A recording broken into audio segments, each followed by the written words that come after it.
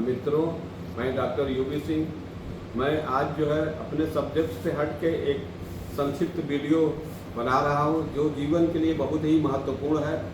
मैंने महसूस किया है अपने जीवन में कि सभी लोग चाहते हैं कि जीवन फिजिकली मेंटली खुशहाल और जो है स्वस्थ और खुशहाल और आनंदित हो।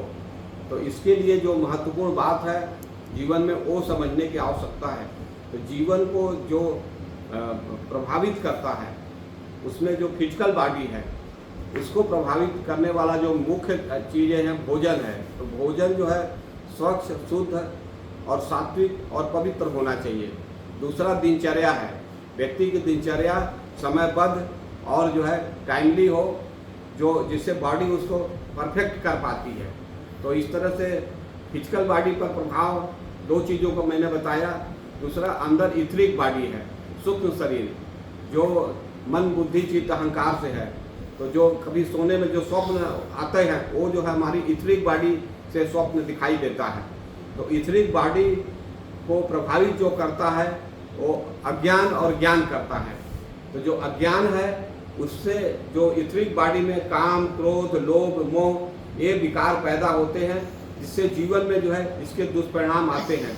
तो जो काम का प्रभाव है उससे व्यक्ति का जो संवेदनहीनता पैदा होती है, क्रोध से व्यक्ति के अंदर जो है आत्मविश्वास लूज होता है, लोभ से जो है शरीर का जो है अंदर जो है व्याधियाँ पैदा होती है, जैसे शुगर है, मोटापा है, जो हार्मोनल सिस्टम है वो ज़्यादातर जो है लोभ से प्रभावित होकर के व्याधियाँ पैदा करता है। मोह से जल तत्व शरीर का दूषित होता है, जिससे अशांति और व्यग्रता पैदा होती है।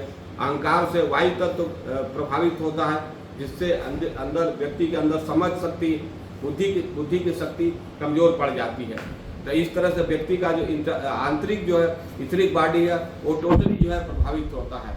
और वही जो है ज्ञान से व्यक्ति के अंदर जो है सहृदयता है, धर्म तत्व है, पुरुषार्थ है और जो है उसके अंदर जो है सेवा भाव है, करुणा है, ये सब तत्व पैदा हो जाते हैं। जिसके वजह से जैसे कि अगर धैर्य पैदा होगा तो व्यक्ति के अंदर जो है जो क्रोध है वो कम हो जाता है और जो है उसको ज्ञान के वजह से उसका लोभ कम हो जाता है और जो है और मोह तो कम हो जाता है।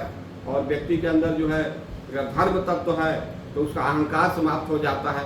तो जिससे अंदर जो है व्यक्ति काफ़ी जो है उसका जीवन जो है खुशहाल और अच्छा हो जाता है। तो इस तरह से देखा जाए तो व्यक्ति का ज्ञान और अज्ञान दोनों तत्व जो है व्यक्ति के अंदर जो है जो इथरिक बॉडी है, जिसमें अंदर जो है सूक्ष्म शरीर है और कारण शरीर है जिसको हम आत्मा कहते हैं, वो प्रभावित होता है।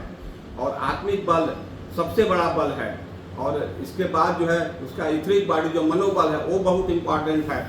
इसके बाद शारीरिक बल 10% होता है, मनोबल जो इथरिक बॉडी की क्षमता है वो 75% होता है।